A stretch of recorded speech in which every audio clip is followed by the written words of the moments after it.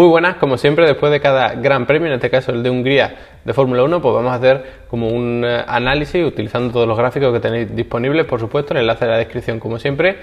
para intentar entender un poco mejor qué pasó y por qué pasó, ¿no? Y sobre todo también pues ver un poco dónde está cada equipo. A estas alturas, ya después de 3 carreras, pues conviene hacer un pequeño balance, sobre todo porque hemos tenido dos circuitos bastante distintos. Así que vamos a ir entrando en materia. Esta es la página donde tienes disponible todas las gráficas, que ya la conocerás al menos si eres suscriptor del canal. Y lo primero que tenemos, como siempre, es la evolución en las primeras posiciones. Normalmente hacemos respecto a las 5 primeras posiciones, pero en este caso, como hubo doblados hasta la 4ª posición, pues tenemos que debemos reducir a estas 3 primeras posiciones, que fueron las que no se vieron doblados en ningún caso. Hamilton, por supuesto, pues lideró toda la carrera y por eso no se vio doblado, pero bueno, a partir del cuarto ya sí que fue así, porque vimos un rendimiento de los Mercedes espectacular. En cualquier caso, lo que vemos aquí es que Verstappen sintomáticamente, tanto en el primer stint como en el segundo, va perdiendo tiempo respecto a Hamilton y se va alejando. Bottas también, sobre todo en ese primer stint, por supuesto, porque luego ya cuando hace la parada y sobre todo la segunda parada en la que va ya a muerte por Verstappen, pues vemos cómo va recortando tiempo, aunque entraremos más detalladamente en los tiempos de Bottas porque es bastante interesante. Luego, si vemos lo que sería la evolución de todas las posiciones de todos los equipos, pues lo que vemos es un lío tremendo, sobre todo en las 5 primeras vueltas, ¿no? Que cuando todo el mundo entró a cambiar neumáticos y tal, pero bueno, aunque aquí no se entiende nada, no te preocupes, porque aquí te tengo puesto todo, la evolución de cada equipo, destacado para que la entiendas mejor. Aquí, por ejemplo, tenemos la de los Williams, y bueno, tampoco hay nada que destaque especialmente. Yo lo que sí que destacaría, por supuesto, es lo de Haas, porque se ahorraron esa primera parada, porque salieron con los neumáticos en seco, y lo que les sirvió fue, como puedes ver, para en las 5 primeras vueltas ocupar unas posiciones muy altas, tercero, cuarto, llegaron incluso a estar. Lo que pasa que vemos cómo fueron perdiendo posiciones sintomáticamente porque no tenían el ritmo ni de la zona media siquiera. Magnussen por lo menos se pudo más o menos mantener en posiciones de punto, aunque luego al final pues realmente aquí vemos que quedó noveno, pero por la sanción que le avisaron por radio de que entrase a cambiar neumáticos y demás, pues eso le provocó una sanción y realmente con esa sanción no terminó noveno. Pero bueno, digamos que cuando cruzó la línea de meta pues sí que iba noveno. En cualquier caso vemos como Haas, aun teniendo una estrategia perfecta o una estrategia muy superior al resto por salir con esos neumáticos de seco, no fueron capaces de mantener unas posiciones más o menos altas. Sí que es cierto que ese noveno puesto de Magnussen, sanciones aparte, pues sí que tiene su mérito, pero no está a la altura que estaba en otros años, ¿no? Lo que lo veíamos más o menos liderar la zona media o al menos mantenerse ahí, y ahora están en la zona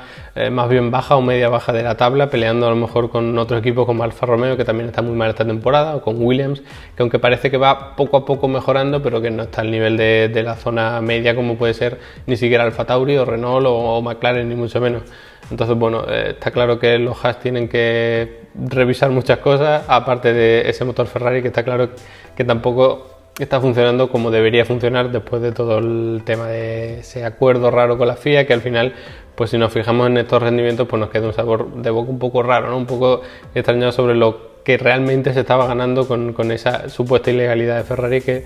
bueno, tampoco tenemos demasiada información sobre ello. Pero bueno, si pasamos un poco a lo que sería ya como una comparativa ya general de lo que son las posiciones que ganó cada uno, pues vemos que más o menos todos terminaron en unas posiciones que es lo que les correspondía, ¿no? Por ejemplo, vemos a los dos Red Bull que ambos ganaron posiciones. Lo que pasa es que Albon terminó quedando por detrás de Stroll, que es algo que teóricamente no se deberían poder permitir. Es decir, están muy lejos de Mercedes, eso sí, pero por detrás de Racing Point no deberían estar, deberían ser, digamos, que el segundo equipo sin ninguna duda. Luego pues vemos más o menos que los Haas ganaron muchas posiciones gracias a esa estrategia, pero aún así no les valió. Y bueno, los Renault con Ocon parece que siguen teniendo muchos problemas, aunque Ricciardo se adapta muy bien al coche, hizo una estrategia fantástica, no desde el punto de vista estratégico como tal, sino que supo gestionar muy bien los neumáticos para hacer que esa estrategia de alargar tantísimo el neumático medio pues funcionase más o menos, y de hecho vemos cómo terminó en zona de puntos y séptimo, que tiene muchísimo mérito con ese Renault, solo por detrás de Mercedes, Racing Point y Red Bull. Y luego, pues bueno, tenemos aquí como un resumen general. Gasly está el último de las posiciones perdidas, o sea, es el que más posiciones perdió, lógicamente, porque no clasificó mal, pero tuvo que abandonar y por eso terminó último. Y en el resto pues vemos como que los que más destacan en cuanto a posiciones pues son Albon, que también salió bastante mal, pero por el rendimiento del Red Bull pues tiene que ganar muchas posiciones sí o sí. Luego Magnussen también. Y bueno, un poco ya en la tónica de Ricciardo, que no suele clasificar tan bien, yo creo que porque el coche no se lo permite, pero luego en carrera pues sabe gestionarlas muy bien, vuelta tras vuelta. A mí, bueno, ya sabes que Ricciardo es un piloto que me encanta, yo lo coloco entre los mejores de la parrilla sin duda, pero bueno, digamos que objetivamente pues siempre intenta ganar alguna posición en carrera, gracias a que manteniendo un buen ritmo y una buena gestión pues puedes ganar unos segundos que en una clasificación con un coche malo pues no tienes, ¿no? A partir de ahí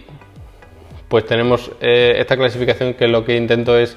como digo siempre, hacer una especie de valoración de la constancia de cada piloto en cada uno de los estilos. Lo que pasa es que bueno, todavía le tengo que dar alguna vuelta, eso sí nos vale para hacernos una referencia general. Y luego, pues la diferencia entre compañeros de equipo. El que más diferencia saca es Russell frente a Latifi, pero bueno, porque Latifi además tuvo que dar incluso una vuelta con un neumático pinchado y reventado completamente, entonces hace que pierda mucho. Gasly tuvo que abandonar con muchísimos problemas. Verstappen pues le sacó muchísima diferencia a Albon, que aparte de tener el tráfico y luchar con la zona media, tener que adelantar y tal, pues evidentemente todavía, o al menos todavía, veremos en un futuro, aunque no tiene pinta, no tiene el rendimiento de Verstappen. Luego Ricciardo, como siempre, pues le saca bastante tiempo a Ocon, porque no se da la sensación de que Ocon no termina de adaptarse a la Fórmula 1 o al coche Renault o lo que sea, y Ricciardo pues es un super piloto y le sacó mucha ventaja. Vettel también le sacó muchísima ventaja a Leclerc, que parece que no terminaron de acertar con los neumáticos de Leclerc, que le iban a poner los mismos a Vettel, pero Vettel dijo por radio, creo que es mejor los medios, y al final pues fíjate lo que supuso un Grosjean que no sabemos muy bien qué le está pasando, pero en los últimos años tiene un rendimiento desastroso, y sobre todo si lo comparamos aquí con Max Verstappen, fíjate, ya veíamos en la evolución como Haas perdía muchísimas posiciones, aunque gracias a esa estrategia salieron arriba, pero Grosjean con un rendimiento tan bajo pues al final quedó fuera de puntos y con bastante distancia. Y luego ya pues tenemos los últimos, que en Bottas, fíjate que gracias a ese último stint que lo hizo a muerte intentando atrapar a Verstappen, pues es el que más cerquita está de su compañero, los dos Mercedes en este caso, aunque un poquito por detrás de Hamilton, aunque te digo que 4 centésimas apenas son nada si lo que estamos evaluando son una carrera entera de 70 vueltas. En cualquier caso, pues ya podemos pasar a lo que serían las estrategias de carrera tan polémicas, en las que vemos que todo el mundo salió con el neumático intermedio, excepto los dos Haas, y en cuanto pudieron lo cambiaron. Apenas en 5 vueltas ya todo el mundo tenía otra vez unos neumáticos de seco. Aquí puedes ver como, por ejemplo, Kvyat parece que sale con neumáticos de seco, con los blandos, los rojos, pero realmente no lo hizo. Lo que pasa es que entró muy rápido en la primera vuelta, entonces por eso parece que es todo directamente con rojo, pero realmente sí que salió con el neumático intermedio. Y a partir de ahí pues todo el mundo intentó usar el medio, intentando evitar el blando a toda costa, porque no aguantaba nada. Prácticamente es un circuito en el que se necesita mucha tracción, hay curvas a un lado y otro, eso produce mucho estrés y muchos desgastes en los neumáticos, entonces era mucho mejor opción el medio, y si querías alargar un poquito más el steam, pues el duro, pero aún así el neumático medio fue sin duda el gran protagonista, como veremos un poco más adelante.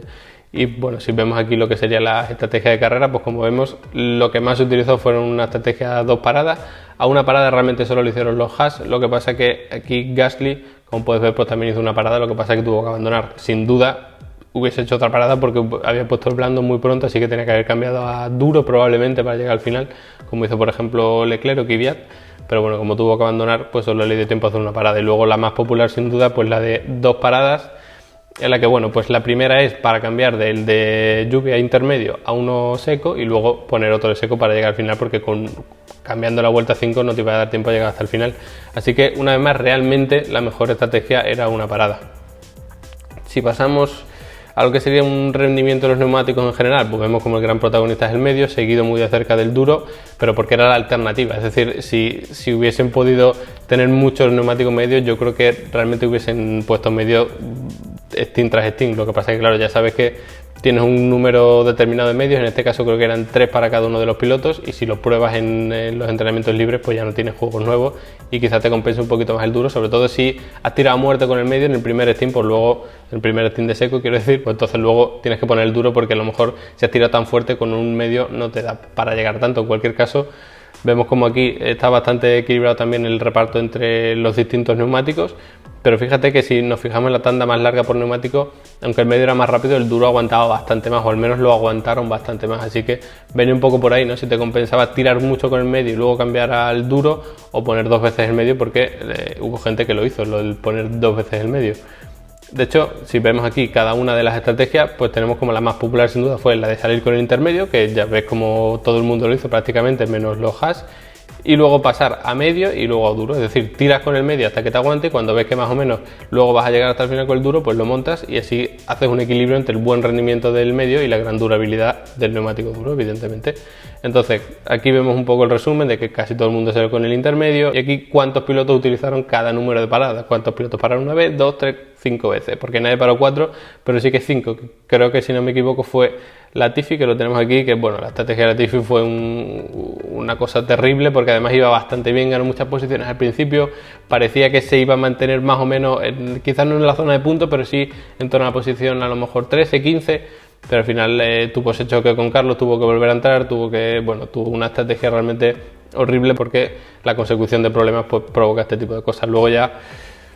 pues si analizamos el rendimiento de cada una de las estrategias, pues sin duda mejor fue la de salir con medio y luego pasar a duro, que es la que utilizaron los Haas y con la que Magnussen ganó tantísimas posiciones porque salía muy atrás y al final consiguió puntuar. Y luego la peor, pues la de salir con intermedio y pasar a blando, pero claro, porque esa solo lo utilizó Gasly, realmente no es una estrategia real porque él tuvo que abandonar. Entonces la segunda peor, podríamos decir, es la de intermedio, pasar a blando, luego pasar a medio y luego otra vez medio. Realmente esta estrategia era horrible porque para que esta estrategia funcionase realmente tenías que pasar de intermedio a blando, aguantar bastantes vueltas con el blando y luego aguantar muchas vueltas con el medio. Pero no pudo ser así, el blando se destrozaba y si cambiabas a medio luego tenías que poner otra vez el medio porque el medio aguantaba mucho más que el blando, por supuesto, pero no tantísimo como para aguantar a lo mejor 60 vueltas o 50 vueltas con él.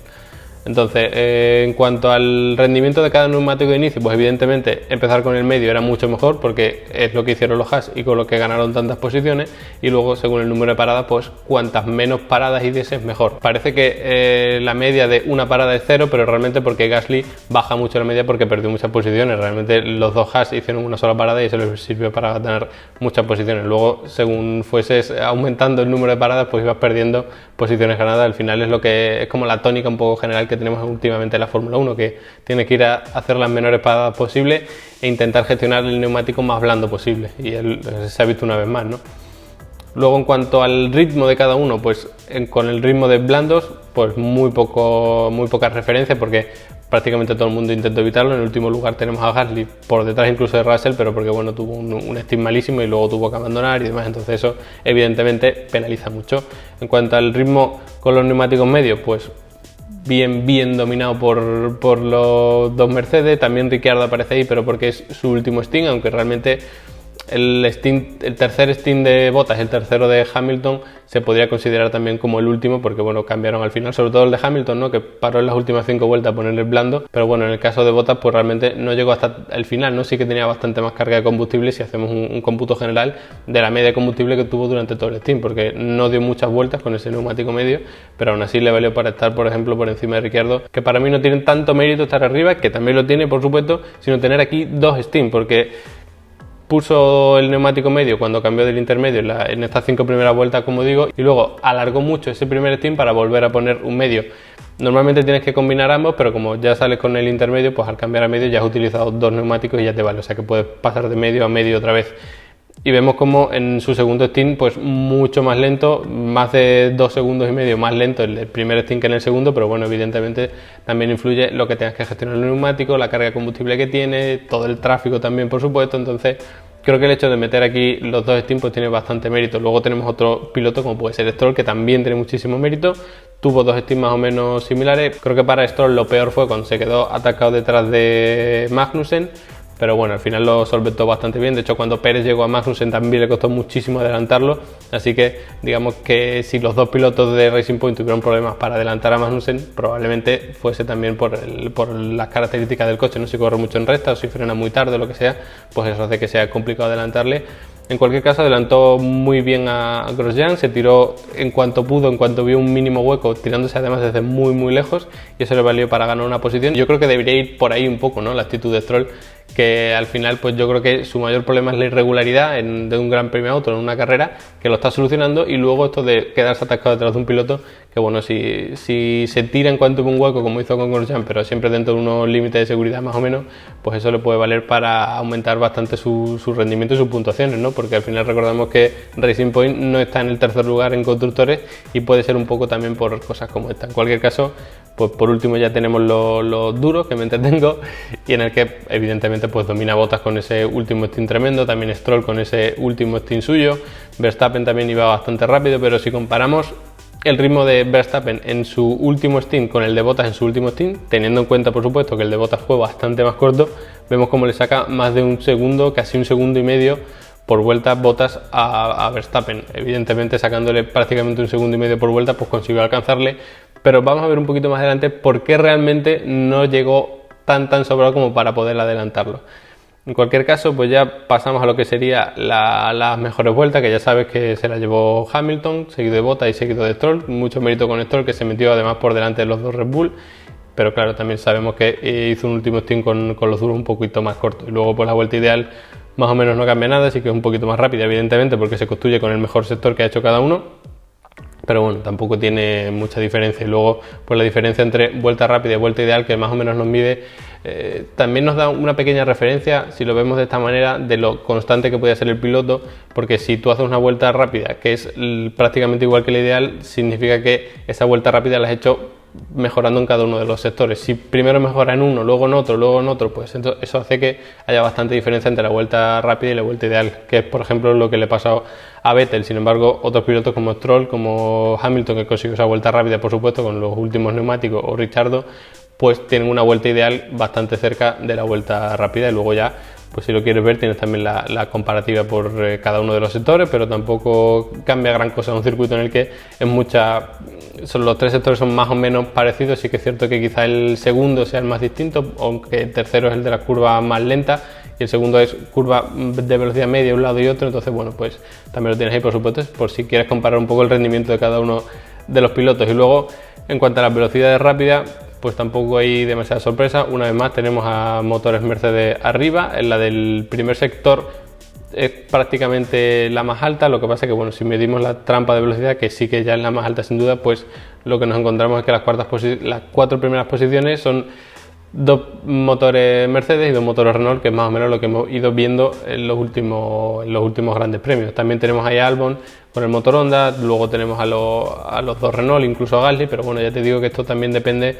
en gran medida por supuesto del motor, pero también de la carga aerodinámica que lleve el coche y también sobre todo del rebufo que tenga, de si pueden abrir DRS y todo esto, ¿no? Entonces bueno, ten en cuenta que no es exactamente la velocidad punta del coche, pero sí que nos sirve para hacer una referencia, ¿no? Como digo siempre, no tiene mucho sentido decir este está primero por este número de kilómetros, sino para hacerte una referencia un poco de qué motores están más arriba, qué motores están más abajo. Y luego aquí pues la influencia como siempre de cómo influye la velocidad al final de cada uno de los sectores en el tiempo por vuelta, es decir, ir muy rápido en este sector hace que seas más rápido en general o menos rápido. Aquí, por ejemplo, pues digamos que no hay mucha correlación entre la velocidad en el sector 1 y la vuelta rápida, pero si nos fijamos, por ejemplo, en el sector 2, pues vemos que cuanto más rápido fuese al final de ese sector 2, más rápido hace la vuelta rápida. ¿Y qué es lo más importante en el sector 2? La carga aerodinámica. Así que, pues aquí tenemos que lo más importante, digamos, para ir bien en este circuito es la carga aerodinámica, no tanto la velocidad punta, aunque ya sabes que también influye evidentemente, sobre todo a la hora de adelantar. Y luego ya por último, pues tenemos la comparativa entre los compañeros de equipo, en la que me gustaría destacar, en primer lugar, el tiempo de los Red Bull, en el que vemos que Albon, sobre todo en el primer stint, estuvo bastante lejos de Verstappen, pero en el segundo se mantuvo notablemente bien, y además con unos neumáticos que tenían aproximadamente las mismas vueltas, el mismo compuesto y todo. Así que bueno, Albon es un piloto al que le hemos visto con bastante problemas dependiendo del circuito. Este es un circuito muy complicado y sobre todo con una pista así que no estaba del todo mojada, pero sí que estaba bastante húmeda, pues es un poco complicado mantener el coche, ¿no? Ya vimos como ambos tuvieron problemas durante todo el fin de semana de que el coche era un poco inestable, así que mantenerse ahí, aunque con unos tiempos bastante inestables, pues tiene también cierto mérito. Y yo creo que Albon sigue haciendo el trabajo bastante bien, aunque esté lejos de Verstappen. Vimos al principio como había prácticamente entre medio segundo y un segundo de diferencia, pero sobre todo es por ese primer stint en el que además pues tuvo que adelantar bastante y demás. Y luego otra comparativa que me parece interesante, aunque no tanto desde el punto comparativa, sino de los tiempos individuales, es el que tenemos aquí con los dos Mercedes. Vemos como los tiempos de Bottas en el último stint fueron bastante regulares en ese sentido. Lo que pasa es que hubo unas 3-4 vueltas en torno a la vuelta 60, que es el eje horizontal que tenemos aquí, en el que ves cómo sube. Prácticamente no se ve porque tenemos los tiempos de Hamilton por encima, y realmente si se hubiese mantenido en esos tiempos bajos que estuvo haciendo y no hubiese subido durante 3-4 vueltas, pues hubiese alcanzado a Verstappen bastante rápido y hubiese tenido más de una oportunidad de adelantarlo, que al final es lo que tuvo, ¿no? Solo pudo intentar adelantarle una vez en la recta principal, que es el punto de adelantamiento, que estaba bastante lejos y no pudo. Entonces yo creo que Bottas pues fue bastante bien. Lo que pasa es que en ese primer stint, pues después de la mala salida, pues tuvo que adelantar y tuvo unos tiempos mucho más irregulares que Hamilton, pero luego en ese tercer stint con los neumáticos de seco, pues tuvo que apretar y apretó. Lo que pasa es que hubo unas 4 o 5 vueltas que se le fueron los tiempos, que subieron mucho los tiempos. Puede ser también por tema de gestión de la batería, para ahorrar un poco de batería y luego tirar al final y llegar más o menos con cierta carga. Es un poco complicado con estos Fórmula 1 actuales evaluar por qué se perdió tanto tiempo, pero lo que está claro es que si no hubiese perdido ese tiempo hubiese llegado con bastantes más vueltas de margen, incluso a lo mejor 3 vueltas de margen. Entonces ya tienes bastante más oportunidades de adelantamiento, puedes ver un poco de cerca en qué puntos está fallando ese piloto y cómo lo puedes adelantar, pero bueno, llegó, digamos que ya un poco apurado de tiempo, solo tuvo esa oportunidad y era muy complicado aprovecharla. Y luego ya por último, como siempre, pues tienes como una comparativa general de los tiempos por equipo, y lo que más me llama la atención es que si comparamos, por ejemplo, a Leclerc con Verstappen, que dijeron los de Ferrari que estaban bastante contentos porque el coche iba notablemente mejor, pues nos damos cuenta como realmente Verstappen es mucho más rápido que Vettel, cuando Vettel fue el piloto de referencia para Ferrari, sin duda, fue bastante más rápido que Leclerc durante toda la carrera. También lo podemos ver y vemos como en el primer stint, en el que Verstappen va con los duros y Vettel va con los medios, le saca bastante ventaja, en torno a un segundo incluso. Luego en el último stint pues sí que más o menos mantiene los tiempos, pero sobre todo en las últimas 10 vueltas Verstappen vuelve a sacar bastantes décimas a Vettel. Ferrari no puede pretender estar a la altura de Mercedes, sobre todo ya con lo que llevamos de temporada, pero estar tan atrás o tan por detrás de, en este caso, Verstappen, pues no creo que le haga ningún favor, ni mucho menos, y es algo en lo que deben prestar atención, ¿no? Si con rendimientos así dicen que han mejorado bastante, es complicado evaluar hasta qué punto es malo o no tan bueno el Ferrari. Veremos si al final consiguen poner unas mejoras, si consiguen mejorar ese motor, sobre todo, que parece el principal punto de mejora. Pero bueno, la verdad que no tiene del todo buena pinta. Por supuesto, luego tienes un montón de comparativas más. En este caso, pues vemos aquí, por ejemplo, el caso de Leclerc contra Sainz, que más o menos tuvieron unos ritmos similares. Es decir, estamos hablando de que una vez más el Ferrari se acerca mucho más al ritmo de los McLaren que al ritmo de Red Bull o Mercedes, ni mucho menos. En este caso Leclerc, que fue bastante peor que Vettel, pero bueno, nos sirve de referencia, no está la que veíamos antes. Luego un Ricciardo que fue incluso más rápido que Pérez en ese último stint suyo, que eso pues yo creo que tiene un mérito tremendo, sobre todo en un circuito en el que influye tanto el pilotaje.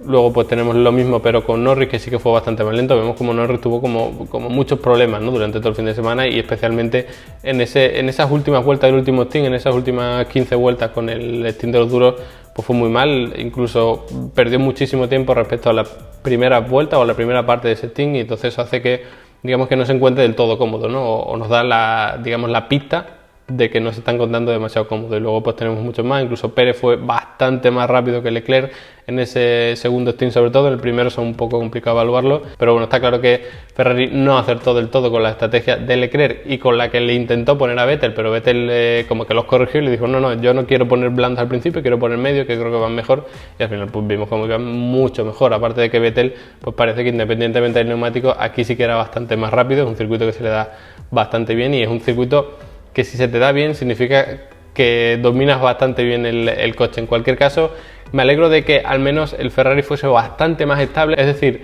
parece que en circuitos con mucha carga aerodinámica el Ferrari es notablemente más estable que cuando la tienen que quitar, o tienen que quitar un poco, como es el caso de Austria, que no es un circuito de muy baja carga, ni mucho menos, pero sí que si empiezas a quitar un poquito de carga parece que el Ferrari empieza a tener cierta inestabilidad. Eso sí que puede ser un problema, pero al menos cuando tienen carga sí que es estable. Así que nada, este es un poco el análisis que quería hacer, en el que vemos como más o menos cada piloto y cada equipo se va posicionando ya en el Mundial como se supone que le correspondería. Está claro que Mercedes está dominando, pero vemos como Verstappen se puede colar entre ellos si hay el más mínimo fallo o el más mínimo caos dentro de la carrera. Así que al menos pues tenemos ese aliciente. Esperemos que al menos Bottas pues en las siguientes carreras, aunque son el Silverstone, es un poco complicado, pues pueda estar a la altura, porque si Hamilton gana las 2 carreras en Silverstone sí que se va a alejar bastante de Bottas y luego ya va a ser muy complicado que tengamos cierta emoción al final del campeonato. Luego está claro que Ferrari tiene que mejorar muchísimo, tanto en motor como aerodinámica, como chasis probablemente, porque está el ritmo de equipos como Racing Point o como McLaren o incluso como Renault con el caso de Ricciardo mucho más cerca que con equipos como Red Bull o como Mercedes, mucho menos. Así que bueno, ya veremos lo que pasa en las siguientes carreras, al menos tenemos ahora una semanita de descanso, pero por supuesto seguiremos subiendo vídeos aquí al canal. No olvides suscribirte para no perdértelos y nos vemos en la próxima.